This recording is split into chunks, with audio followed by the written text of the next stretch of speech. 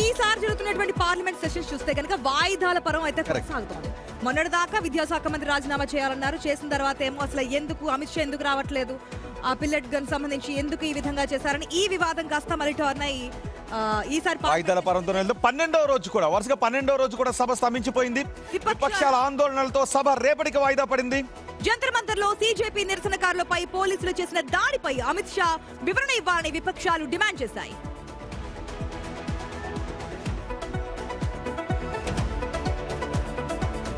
సభ ప్రారంభమైన దగ్గర నుంచి ఇప్పటి వరకు కూడా సవ్యంగా జరిగింది లేదు. విపక్షాల ఆందోళనకు పిలుపునివ్వడం, స్పీకర్ సభను వాయిదా వేయడం, 12వ రోజు కూడా అదే చోటు చేసుకుంది. రెండు సభలు అటు లోక్సభ రాజ్యసభ రెండు కూడా వాయిదాల పర్వంతోనే నడుస్తూ ఉన్నాయి. విపక్షాలు సపోర్ట్ చేయట్లేదు. విపక్షాలు మాట్లాడదామని చెప్పి అధికార పార్టీ ఎన్డీఏ పిలిచినప్పటికీ కూడా సపోర్ట్ చేయకపోవడంతో వాయిదాల పరమే కంటే నిజానికి విపక్షాలకు ఒక మంచి ఆయుధం దొరికినప్పుడు సభలో దీనిపైనే చర్చకు పట్టుబడుతుంటుంటాయి. కానీ కొన్నిసార్లు అధికార పక్షం దానిపై చర్చకు కాకుండా తప్పించుకోవడానికి ప్రయత్నం చేస్తూ ఉంటుంది. అది ఇప్పుడు జరుగుతోంది కూడా. అందుకే వాయిదాల పర్వం కూడా కంటిన్యూ అవుతుంది.